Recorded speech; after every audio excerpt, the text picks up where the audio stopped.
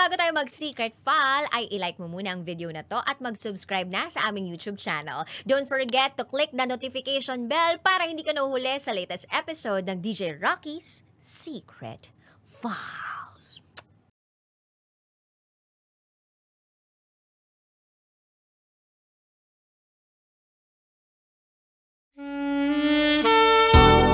And now, it's time for SPG, as in Super Pack Ganern Secret File.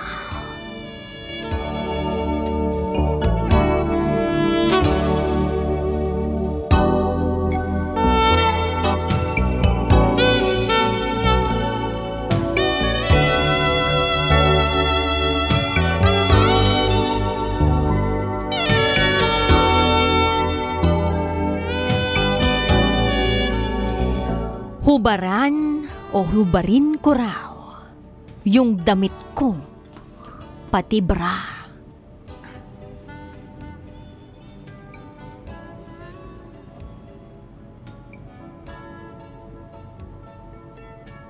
Hindi na ako magpapatumpik-tumpik pa. Itago mo ako sa pangalang Ish. At ito, ang aking SPG, as in Super Pack Ganern Secret File.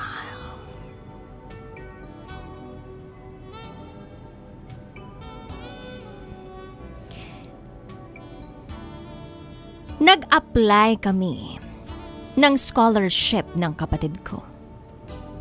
One of the requirements ay health exam o laboratory test. So nagpa-check na kami.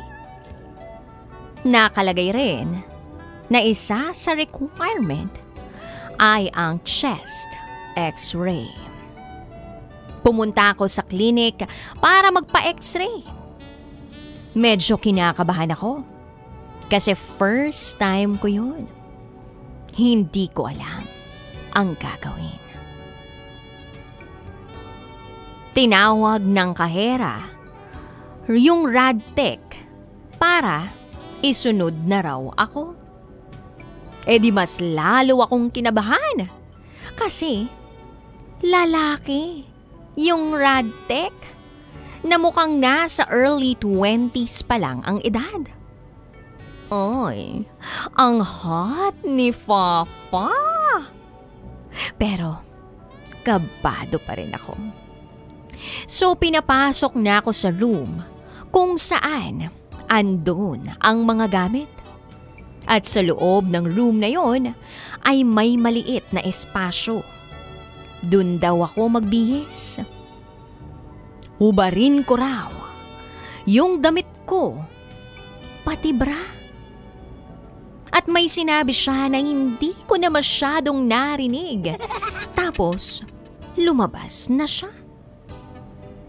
Nag-isip-isip muna ako kung lahat ba ay huhubarin ko o yung pang-itaas lang.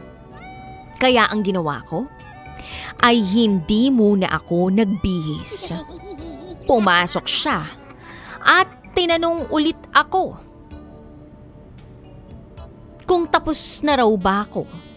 Pero ang sabi ko, lahat ba huhubarin ko?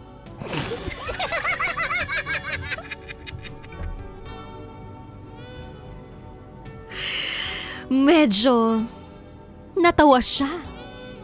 Tapos, ang sabi niya, pang-itaas lang daw. Kaya lumabas ulit siya para makapaghubad na ako.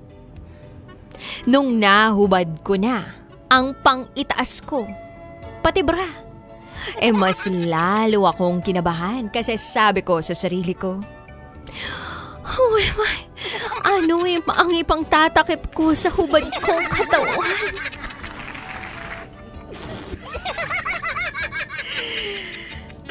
Pero upper part lang naman ang hubad. Kaya lang wala naman akong suot na bra. Nagdadalawang isip akong lumabas at kinu-question ko tuloy ang sarili ko.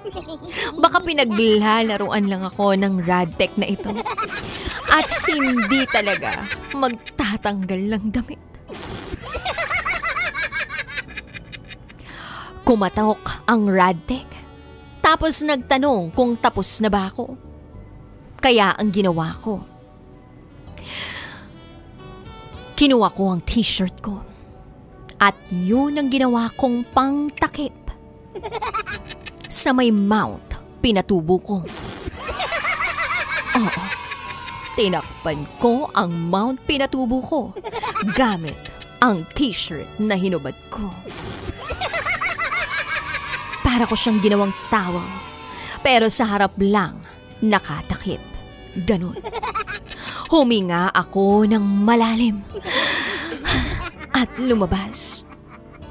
Nagulat siya at nanlaki ang mga mata tapos hindi pa nakapagsalita.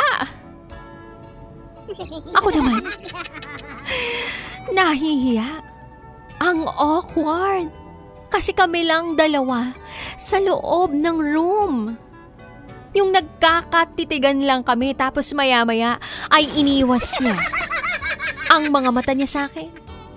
Tapos sinabihan ako na merong lab gown doon sa gilid.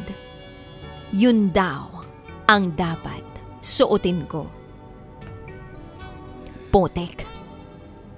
Napahiya ako doon. Kasi yun pala yung sinabi niya kanina na hindi ko narinig. Nakakahiya. Kaya dali-dali akong pumasok doon at sinuot ang lab gown. At nung nag-x-ray, hindi na kami parehong makatingin sa isa't isa. Grabe lang. Sobrang nakakahiya. Kaya lesson sa akin yun.